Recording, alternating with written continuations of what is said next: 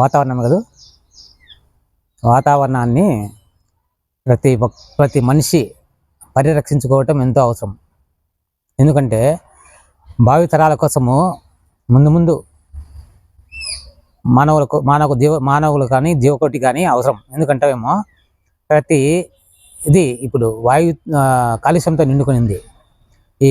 కాబట్టి ప్రతి ఒక్క మనిషి ఒక చెట్టు నాటుకొని, ప్రతి చెట్టు నాటుకోవడం వల్ల ఒక మంచి గాలి, మంచి వాతావరణము తయారు చేసుకోవడం వల్ల మనుషుల యొక్క ఊపిరితిత్తుల క్యాన్సర్, గుండె జబ్బులు, ఇలాంటి ఎన్నో రకాల వ్యాధులను సంరక్షించుకోవటం మనకు ఎంతో ముఖ్యం. ఎందుకంటే ఇప్పుడు ప్రతిదీ కాలుష్యంతో నిండుకునింది. ప్రతిదీ వాయు కాలుష్యం, నీటి కాలుష్యం, ప్రతిదీ. పూర్వకాలము మనుషులు బావులో నీళ్ళు తాగి 100 ఏళ్ళు బతికేవాళ్ళు. ఇప్పుడు బోర్ నీళ్ళు తాగి 60 నుంచి 70 ఏళ్ళకు కుదించుకుపోవడం జరిగింది. ఎందుకంటే ప్రతిదీ చెట్లు లేవడం వల్ల కాలుష్యం ఎక్కువయ్యి, వేడి ఎక్కువయ్యి, వాతావరణము వల్ల వర్షాలు పడకపోవటంతో మానవ జీవకోటికి నీళ్లు తాగడానికి చాలా ఇబ్బందికరమైన వాతావరణాన్ని మనమే చేతులారా సృష్టించుకుంటున్నాం. ఎందుకంటే ఇప్పుడు పూర్వకాలము భూ విస్తీర్ణము 100%లో 90% అడవులు ఉండేవి. ఇప్పుడు జనాభా పెరిగే కొద్దీ అడవులు నాశనం చేసి అడవుల స్థానంలో ఇల్లు కట్టడం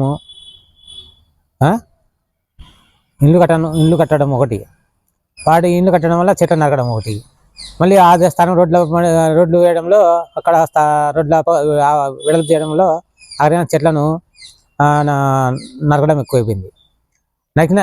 ఎక్కువైపోయింది. అందువల్ల ప్రతిదీ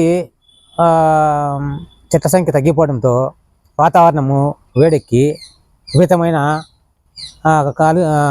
కరువు కాటకాలకు నిలయంగా తయారైంది. దీన్ని ఎంత పరిష్కారం చేసుకోవాలంటే ప్రతి మనిషి ఒక చెట్టును నాటుకుంటే మనము మంచి వాతావరణాన్ని, కాలుష్యాన్ని తగ్గించుకొని వర్షాలు పడేటట్లు చేసుకోవడానికి అనుకూలంగా ఉంటుంది. ఎందుకంటే ఇప్పుడు ఢిల్లీ, బొంబాయి, మంచి నగరాలలో అక్కడ కాలుష్యంతో ఎక్కువయ్యి రాత్రులు గంటల కొద్దీ ట్రాఫిక్ బంద్ అయ్యి, దానివల్ల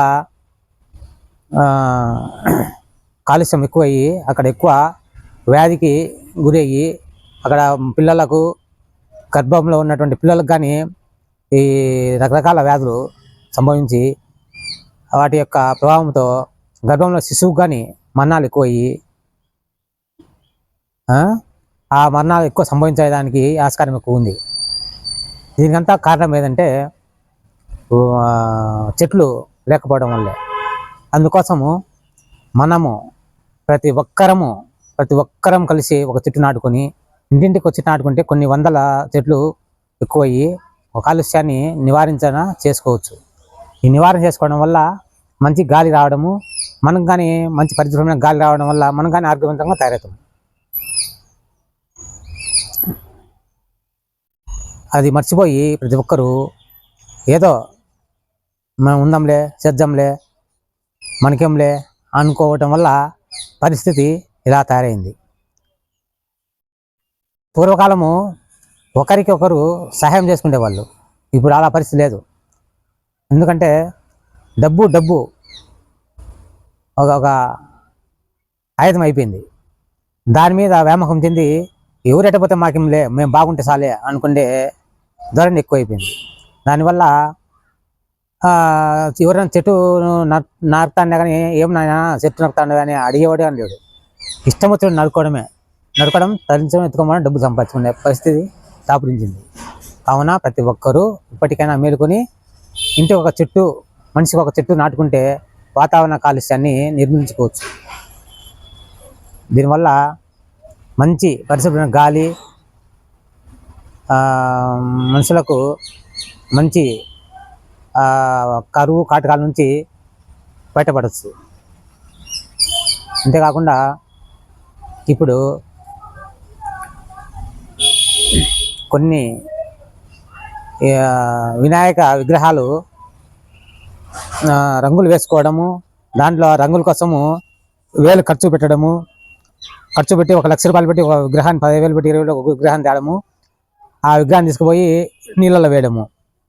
నీళ్ళలో వేయడం వల్ల కొన్ని వేల విగ్రహాలు నీళ్ళలో వేయడం వల్ల జల కాలుష్యము ఎక్కువయ్యి నీటిలో ఉన్నటువంటి జీవరాశులకు విపరీతమైనటువంటి రోగాలు వచ్చి వాటికి చేపలైతేనేమి, ఎండకాయలు అయితేనేమి, కొన్ని తిమ్మింగలాలు అయితేనేమి, వాటికన్నిటికీ అవరోధంగా ఏర్పడి వాటి యొక్క సంఖ్యాకాన్ని తగ్గిపోతుంది. ఒకదానిపైన ఒకటి ఆధారపడి ఉంటుంది ఏదైనా ప్రకృతి. ఆ ప్రకృతిని మనము సంరక్షించుకోకుంటే ఆ ప్రకృతి వల్ల మనకే నష్టము. ఇప్పుడు చెట్టు ఉంది, చెట్టుపై కొమ్మ కూర్చొని నరుక్కుంటే మనిషి ఏమవుతుంది? మనిషి పడతాడు, చెట్టు కొమ్మ పడుతుంది. పడడం వల్ల ఏమవుతుంది? గాయం వస్తుంది. దెబ్బలు తగిలి ఆరోగ్యానికి హానికరమైనట్టు ఇప్పుడు వినాయక విగ్రహాలు కొన్ని వేల విగ్రహాలు తీసుకుపోయి ఎక్కడ పడితే అక్కడ వేసేయడం, నీళ్ళల్లో వాటిని కాలుష్యం చేయడము. అది ఇప్పుడు మనకు తెలియదు, అయిపోయింది అనుకుంటాం. దాని యొక్క ప్రభావము నిదానంగా తెలుస్తుంది. అవి నీళ్ళు అన్నీ కరిగి ఆ విష పదార్థాలు తయారయ్యి ఆ రంగుల వల్ల ఆ విషం భూమిలోకి చేరి నీటిలోంచి లోపలికి బోర్బావుల్లోకి వెళ్తుంది.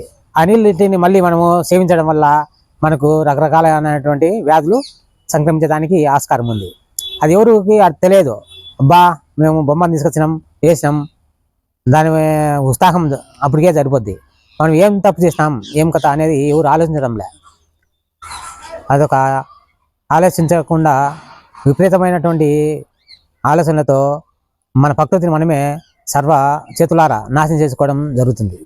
ఇప్పటికైనా మేల్కొని ప్రతి ఒక్కరూ మట్టితో చేసినటువంటి విగ్రహాలు తీసుకుని ఆ విగ్రహాలను నీటిలో పడవేయడం వల్ల మన కాలుష్యం రాకుండా ఓన్లీ అక్కడక్కడ కొన్ని గుంతలు ఉంటాయి కదా, గుంతల్లో ఆ మట్టి కరిగిపోయి ఇసుక మట్టి తయారయ్యి గుంటలు నిండిపోవడం వల్ల మనకు సమస్య అనేది ఉండదు.